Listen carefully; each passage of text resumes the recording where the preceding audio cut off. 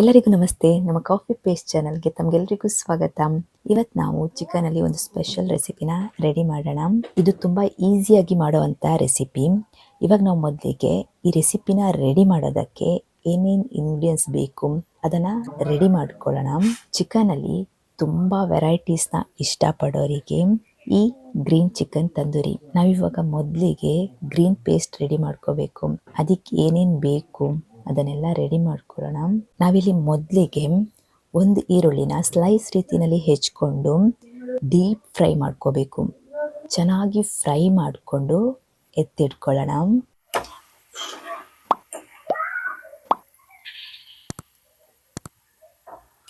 ನೋಡಿ, ಇದಿಷ್ಟು ಕೆಂಪಗಾಗಬೇಕು.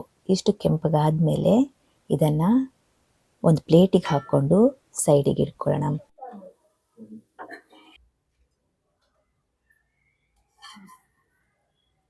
ಇವಾಗ ನಾವಿಲ್ಲಿ ಮಸಾಲಾ ಪೌಡರ್ನ ಎಷ್ಟೆಷ್ಟು ಹಾಕೊಂಡಿದ್ದೀವಿ ಅಂತ ಸಪ್ರೇಟಾಗಿ ತೋರಿಸ್ತಾ ಇದ್ದೀವಿ. ಇದನ್ನ ನಾವು ರುಬ್ಕೊಳ್ಳೋದಕ್ಕೆ ಹಾಕೊಳ್ಳೋದು. ಇಲ್ಲಿ ನಾವು ಗರಂ ಮಸಾಲ ಪೌಡರ್ 1.5 ಸ್ಪೂನ್, ಕಾಳುಮೆಣಸಿನ ಪುಡಿ ಅರ್ಧ ಸ್ಪೂನ್, ಜೀರಿಗೆ ಪುಡಿ ಅರ್ಧ ಸ್ಪೂನ್, ಚಾಟ್ ಮಸಾಲ ಅರ್ಧ ಸ್ಪೂನ್, ಹಾಗೆ ಏಲಕ್ಕಿ ಪುಡಿ ಒಂದು 1/4 ಸ್ಪೂನ್ ಅಷ್ಟು ತಗೊಳ್ಳೋಣ. ಇದಿಷ್ಟು ರೆಡಿ ಮಾಡ್ಕೊಂಡಾದ್ಮೇಲೆ ಒಂದು ಮಿಕ್ಸಿ ಜಾರ್ ತಗೊಂಡು ಮೊದಲಿಗೆ ಒಂದು ಅರ್ಧ ಕಪ್ ಅಷ್ಟು ಮೊಸರನ್ನ ಹಾಕೊಳ್ಳೋಣ. ಹಾಗೆ ಅರ್ಧ ಹಿಡಿಯಷ್ಟು ಕೊತ್ತಂಬರಿ ಸೊಪ್ಪು, ಸೇಮ್ ಅರ್ಧ ಹಿಡಿಯಷ್ಟು ಪುದೀನ ಸೊಪ್ಪು, 5 ಹಸಿಮೆಣಸು, ಒಂದು 15ರಿಂದ 20 ಗೋಡಂಬಿ ಬೀಜನ ಹಾಕೊಳ್ಳೋಣ. ಇದಕ್ಕೆ ನಾವು ಒಂದು ಫುಲ್ ಬೆಳ್ಳುಳ್ಳಿನ ಚೆನ್ನಾಗಿ ಸಿಪ್ಪೆ ತೆಗೆದು ಉಪಯೋಗಿಸ್ಕೋಬೇಕು. ಇದಕ್ಕೆ ನಾವು ಅವಾಗಲೇ ಸಪ್ರೇಟ್ ಆಗಿ ಮಸಾಲಾ ಪೌಡರ್ನ ಎತ್ತಿಟ್ಕೊಂಡಿದ್ವಲ್ವಾ, ಅದನ್ನ ಇವಾಗ ಆ್ಯಡ್ ಮಾಡ್ಕೊಳ್ಳೋಣ. ಒಂದು ಸಣ್ಣ ಸೈಜಿನ ನಿಂಬೆ ಹಣ್ಣಿನ ರಸ, ಹಾಗೆ ಉಪ್ಪು ನಮಗೆ ರುಚಿಗೆ ಎಷ್ಟು ಬೇಕೋ ಅಷ್ಟು ಉಪ್ಪನ್ನು ನೋಡಿಕೊಂಡು ಹಾಕೊಂಡ್ರೆ ಆಯಿತು. ಕೊನೆಗೆ ನಾವು ಆವಾಗಲೇ ಹುರಿದಂತಹ ಈರುಳ್ಳಿನ ಇದಕ್ಕೆ ಆ್ಯಡ್ ಮಾಡ್ಕೊಳ್ಳೋಣ. ಇದರಲ್ಲಿ 1-2 ಸ್ಪೂನಷ್ಟು ಹುರಿದಂಥ ಈರುಳ್ಳಿನ ಎತ್ತಿಟ್ಕೊಳ್ಳೋಣ. ಆಮೇಲೆ ನಮಗೆ ಪೇಸ್ಟ್ಗೆ ಆ್ಯಡ್ ಮಾಡ್ಕೋಬೇಕು. ಇವಾಗ ಇದಿಷ್ಟು ರೆಡಿ ಆಯಿತು. ಇವಾಗ ಇದನ್ನು ಫೈನಾಗಿ ಪೇಸ್ಟ್ ಮಾಡ್ಕೊಳ್ಳೋಣ.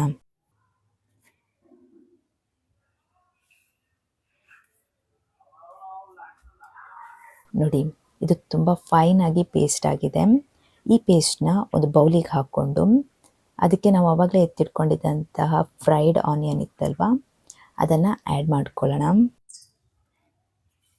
ಇವಾಗ ನಾವು ಉಪ್ಪು ಕಡಿಮೆ ಆಗಿದ್ರೆ ಹಾಕೋಬೋದು. ಇದಿಷ್ಟ ಆದಮೇಲೆ ಚಿಕನ್ನ ಆ್ಯಡ್ ಮಾಡ್ಕೊಳ್ಳೋಣ.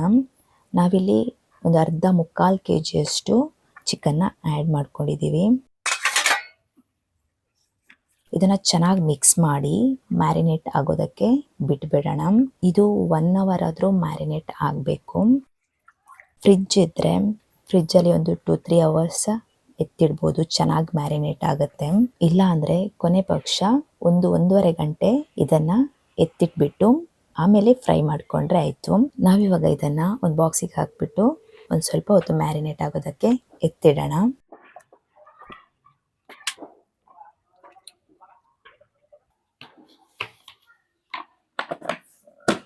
ಇವಾಗ 1-2 ಗಂಟೆ ಆಗಿದೆ. ನಾವಿದನ್ನು ಫ್ರೈ ಮಾಡ್ಕೊಳ್ಳೋದಕ್ಕೆ ಏರ್ ಫ್ರೈಯರ್ನ ಯೂಸ್ ಮಾಡ್ತಾ ಇದ್ದೀವಿ. ಇದನ್ನು ಏರ್ ಫ್ರೈಯರ್ನಲ್ಲೇ ಫ್ರೈ ಮಾಡ್ಕೋಬೇಕು ಅಂತ ಏನೂ ಇಲ್ಲ. ಒಂದು ತವನ ಉಪಯೋಗಿಸಿ ಶಾಲೋ ಫ್ರೈನೂ ಮಾಡ್ಕೋಬೋದು. ಒಂದು ಲೈಟಾಗಿ ಒಂದು ಸ್ವಲ್ಪ ಎಣ್ಣೆನ ಹಾಕಿ ಅದ್ರ ಮೇಲೆ ಫ್ರೈ ಮಾಡ್ಕೋಬೋದು. ಹೀಗೆ ಮಾಡಿದ್ರೂ ಚೆನ್ನಾಗಿರುತ್ತೆ, ಏರ್ ಫ್ರೈಯರ್ನಲ್ಲೂ ಮಾಡಿದ್ರೂ ಚೆನ್ನಾಗಿರುತ್ತೆ, ತವದಲ್ಲಿ ಮಾಡಿದ್ರೂ ಚೆನ್ನಾಗಿರುತ್ತೆ.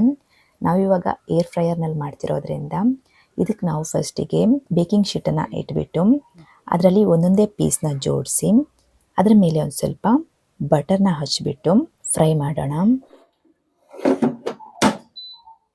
ಇದನ್ನು 200 ಡಿಗ್ರಿ ಹೀಟ್ನಲ್ಲಿ 20 ಮಿನಿಟ್ಸ್ ಬೇಯಿಸ್ಕೋಬೇಕು.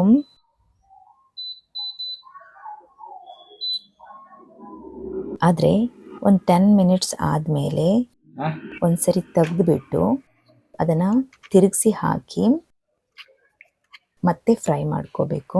ತಿರುಗಿಸಿ ಹಾಕಿದವಾಗ ಎಗೇನ್ ಬಟರ್ ಅಥವಾ ಎಣ್ಣೆನ ಒಂದು ಸ್ವಲ್ಪ ಹಚ್ಕೋಬೇಕು.